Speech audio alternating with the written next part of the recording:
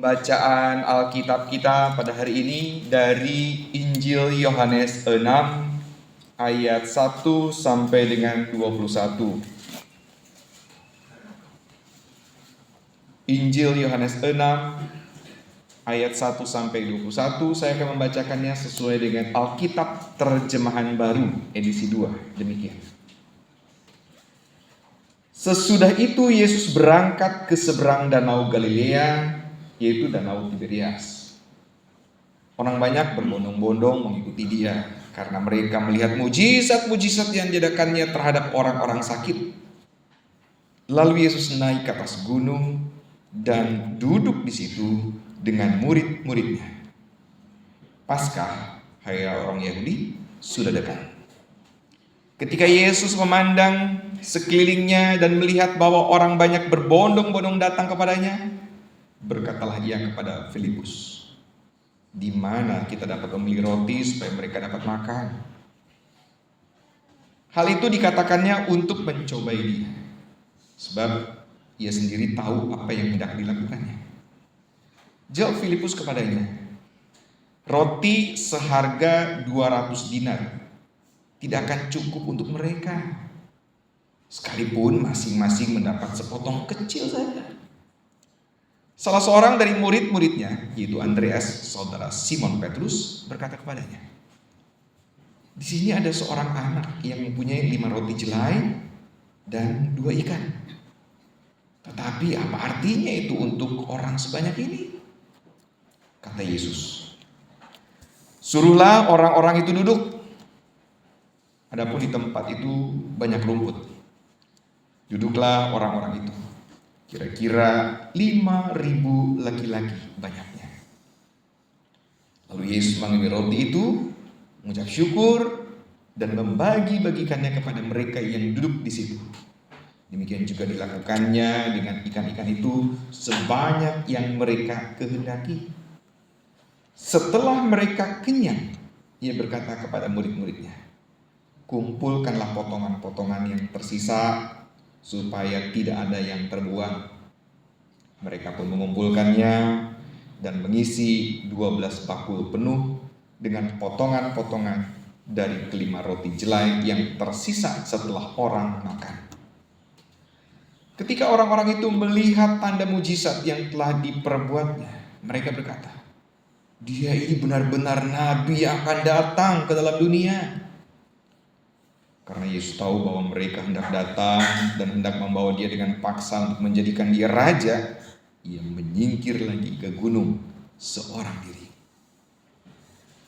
Ketika hari mulai malam, murid-murid Yesus pergi ke danau, lalu naik ke perahu dan menyeberang ke Kapernaum. Hari sudah gelap dan Yesus belum juga datang mendapatkan mereka. Sementara laut bergelora karena tiupan angin kencang. Sesudah mereka mendayung kira-kira 2-3 mil jauhnya, mereka melihat Yesus berjalan di atas air mendekati perahu itu. Mereka pun ketakutan. Namun ia berkata kepada mereka, "Ini aku, jangan takut." Lalu mereka mau menaikkan dia ke dalam perahu, dan seketika itu juga perahu itu sampai ke pantai yang mereka tuju. Amin. Sampai demikian pembacaan kitab kita. Yang berbahagia kita mendengar firman Tuhan, terlebih kita yang melakukannya dalam kehidupan hari demi hari. Haleluya.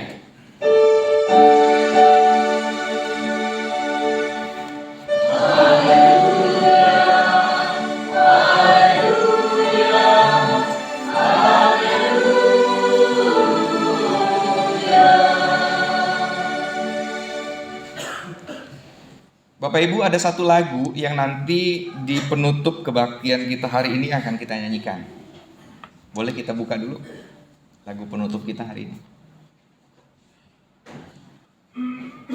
Kidung Jemaat 438. Ada yang tahu? Sebelum kebuka tebak-tebakan yuk. Tebak-tebakan berhadiah. Udah keduluan deh. Apapun juga menimpamu. Lagunya gimana tuh ya? Apapun juga menimpamu, Tuhan menjagamu. Betul gak sih lagu ini? Oke, kembali lagi ke judulnya khotbah. Bener gak sih lagu ini? Bener? Emang pernah ngalamin Bapak Ibu? Oh, selalu. Ya, Bapak Ibu, lagu ini itu bukan lagu kaleng-kaleng. Bukan lagu hayalan. Sama seperti Bapak Ibu mengatakan, benar ini, dialami, selalu dialami gitu kan. Dipelihara oleh Tuhan, dijaga oleh Tuhan. Lagu ini pun berangkat dari pengalaman nyata. Dari pengalaman sungguh-sungguh. Ini kisah tentang seorang pendeta yang menciptakan lagu ini, namanya Walter Stillman Martin. Dia seorang pendeta. Dan ada ceritanya pada saat sebelum dia menciptakan lagu ini. Lagu ini terinspirasi dari pengalaman hidupnya langsung. Jadi saat itu ia sedang mendapat panggilan untuk berkhotbah di tempat lain. Dan dia berencana akan membawa serta istrinya untuk ke tempat yang dituju itu untuk dia berkhotbah. Sudah direncanakan sejak jauh-jauh hari, sampai pada harinya, di hari Minggu pagi-pagi, dia akan berangkat tapi istrinya sakit. Istrinya sakit. Gimana ini? Istrinya dibawa dengan kondisi sakit, atau istrinya ditinggal, atau batalkan saja tugas khotbah di sana. Ada keraguan. Dan nampaknya keraguan itu kelihatan jelas dilihat oleh anaknya. Karena Pak Pendeta ini, si Walter Stillman ini nggak tega gitu ya, mau meninggalkan istri yang sakit. Kalau terjadi apa-apa satu ketika di prosesnya, gimana ntar gitu. Nah, mungkin pengkhotbah lain bisa aja dipanggil tiba-tiba mendatang. Tapi anaknya ini bilang, Bapak, bukankah Bapak percaya Tuhan menjaga? Ya udah, Bapak pergi aja khotbah, pergi aja menjalankan tugas. Tuhan menjaga. Nah, kekhawatiran Pak Pendeta ini itu ternyata dijawab oleh Tuhan ketika Pak Pendeta ini kembali pulang, istrinya dalam kondisi yang sehat, yang baik. Kelihatannya sederhana ya ceritanya ya. Tapi ketika orang mengalami peristiwa tertentu, ada keguncangan pikiran di situ, ada keguncangan hati, ada keraguan-raguan. Nah, itu baru orang akan ngerasain itu. Ternyata peristiwa model gitu juga itu serius banget itu, bisa mengalami kayak begitu.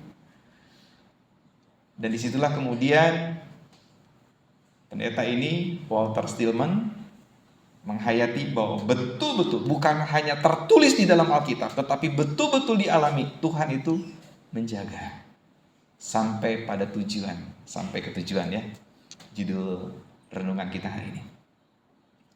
Apa yang dialami oleh Walter Stillman itu kurang lebih juga adalah apa yang kita pernah alami juga, Bapak Ibu. Penegasan bahwa Tuhan yang kita imani itu adalah Tuhan yang menjaga, memelihara, Tuhan yang tahu betul kondisi kita. Tuhan yang juga tahu bagaimana memberikan berkat pada waktunya.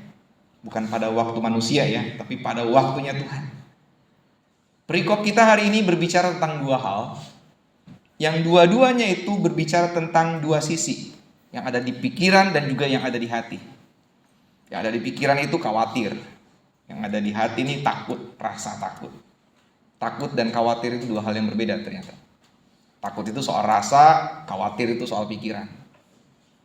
Nah Bapak Ibu, yang pertama itu tentang pikiran. Dengan hitung-hitungan matematiknya, 5.000 orang ngasih makannya gimana coba? Kita aja jumlah jiwa yang hadir di ruangan ini ada berapa? Ada 70? 80? Kira-kira segitu ya. Terus di belakang itu ada Mbak Pia ya Bu? Mbak Pia atau apa? Uwi ya Bu? Talas ya? Talas. Saya bagi-bagi misalkan Dengan izin pemilik ya tentu saja. Belum tentu cukup, betul nggak Bu?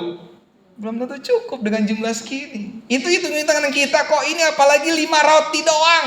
5 roti jelai Bapak Ibu. Roti jelai itu biasanya dikonsumsi sangat sederhana. Itu makanan paling sederhana, bolehlah dibilang begitu. Sejenis apalah kalau di kita ya, singkong rebus begitu. Nah, sederhananya tuh kira-kira kayak gitu ya. Cuma sedikit, 5 roti. Taruhlah 5 rotinya itu satu gulungan panjang gitu kan. Berapa yang bisa mengkonsumsinya? Berapa orang yang bisa mengkonsumsinya? Kalau hitung-hitungan matematika ya, 10 orang cukup? Masih kurang mungkin kan? Mungkin ya, saya nggak tahu gitu ya. Dengan 2 ikan. Taruhlah 2 ikan itu 2 ikan tongkol. Gede kali ya. Bisa kali itu ya. Tapi yang digambarkan di sini tuh bukanlah yang seperti itu gitu. 5 roti dan 2 ikan itu bukan jumlah yang bisa dikonsumsi oleh banyak orang. Poinnya itu.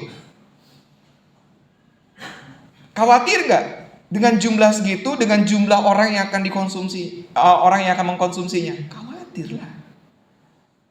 Gimana cukup? Masih lapar. Secuil aja, masing-masing secuil itu apa gunanya gitu.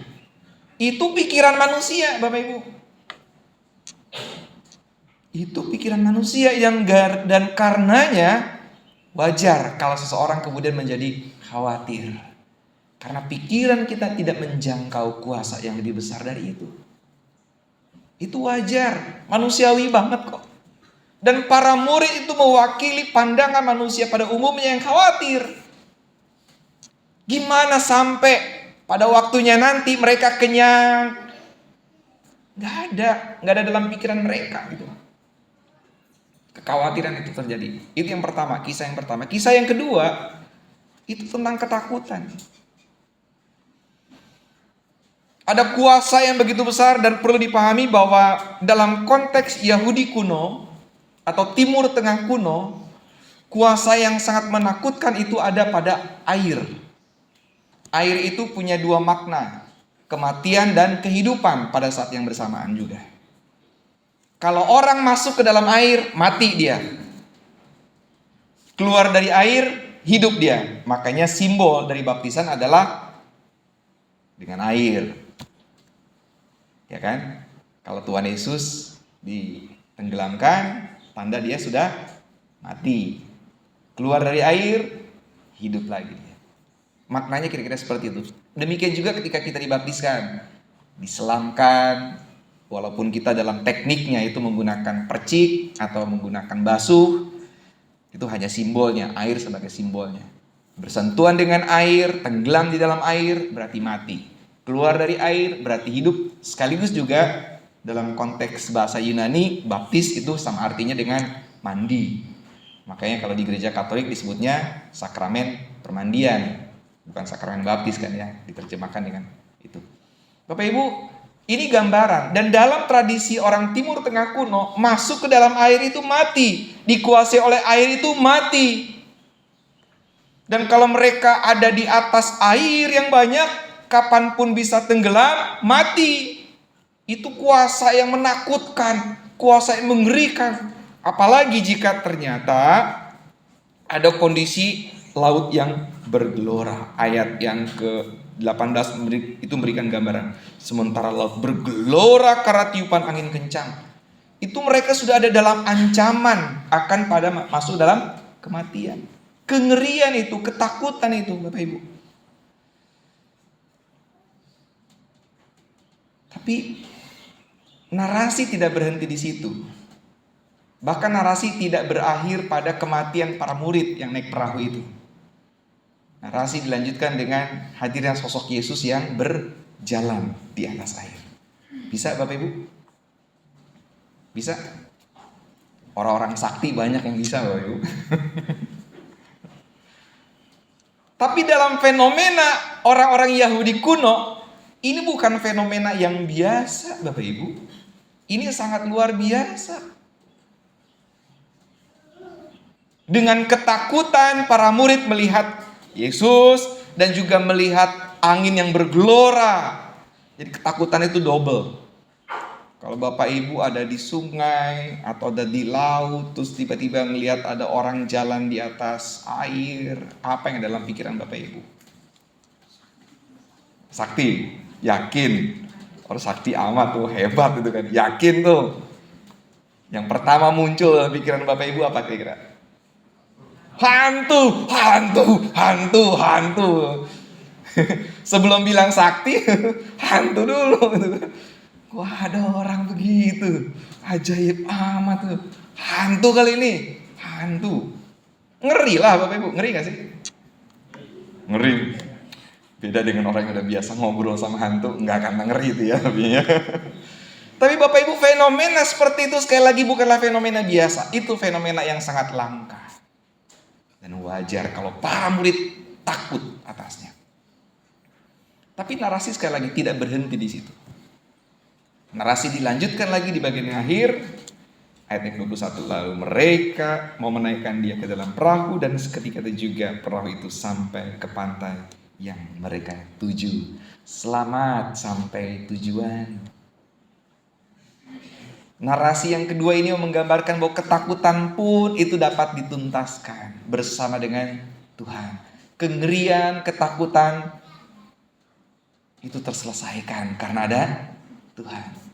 Di narasi yang pertama tentang 5 roti dan 2 ikan, kekhawatiran-kekhawatiran juga diselesaikan, dituntaskan oleh Allah yang Maha Kuasa di dalam Tuhan Yesus. Kalau kita mau sampai kepada tujuan, kalau kita mau menuju pada arah kita bersama-sama, sertakan Tuhan Yesus. Sama seperti Walter Stillman, ia diingatkan oleh anaknya, Tuhan kan menyertai, Tuhan beserta kita, Tuhan menolong kita, Tuhan memelihara kita, Tuhan menjaga kita. Niscaya tujuannya tercapai. Tugas menyampaikan firman Tuhan selesai, pulang kembali ke rumah juga istrinya sehat kembali. Berkat dari Tuhan Bapak Ibu. Sekarang pertanyaannya buat kita, tujuan kita sama-sama apa ya? Tujuan kita di GKP Jemaat Teluk Jambe ini apa? Kita mau kemana arahnya? Kita mau ngapain? Kok ada bengong sih? Nggak punya arah nih ya kan?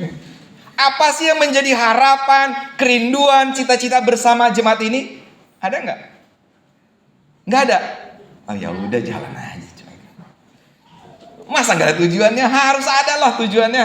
Mas, apa tuh? Punya gedung gereja. Gedung gereja yang seperti ini?